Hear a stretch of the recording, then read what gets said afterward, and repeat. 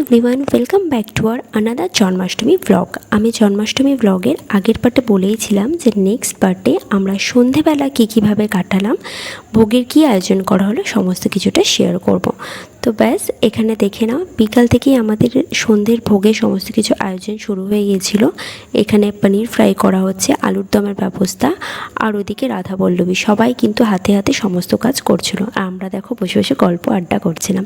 পুজো বাড়ি বলে কথা, সবাই লোকজন একসাথে হলে আমরা ভাই বোনেরা গল্প আড্ডা তো চলেই। তারপর আমি একদম সন্ধে হতে না হতেই রেডি হয়ে নিয়েছিলাম, কারণ নাহলে আর টাইম পাওয়া যাবে না।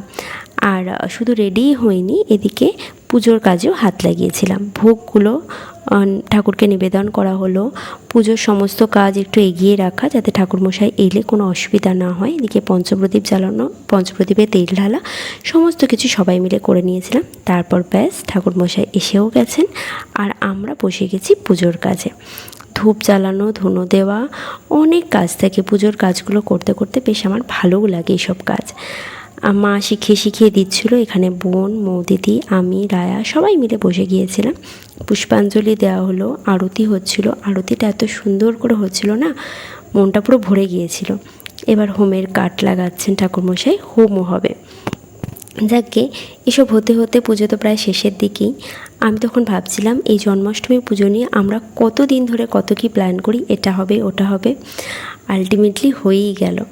খুব ভালো লাগছিলো। সেদিন কিন্তু আবার ভীষণ বৃষ্টিও পড়ছিল। তারপর নিচের পুজো শেষ হতে বোন ওপরে এই ঠাকুর ঘরটা করেছে, তাই জন্য ওপরের ঠাকুর ঘরে এসে ঠাকুরমশাইকে দিয়ে একবার পুজো করে নিল। আমি একটু ফটোও তুলে নিলাম। সমস্ত পুজোর কাজ শেষ হতে গোপু সোনার যে প্রিয় ভোগ থাকে, মিষ্টি, নাড়ু, তালখির, এই সমস্ত কিছু একটা প্লেটে সাজিয়ে আমি একটু খেয়ে নিয়েছিলাম। তারপর সবাই মিলে খেতে বসে পড়েছিলাম। রাত্রি হয়েছিল একটু, সবাই মিলে গল্প আড্ডা করতে তো টাইম তো যাই। এইভাবে আমি আমার ব্লগটা শেষ করছি এখানে। তোমাদের কেমন লাগলো অবশ্যই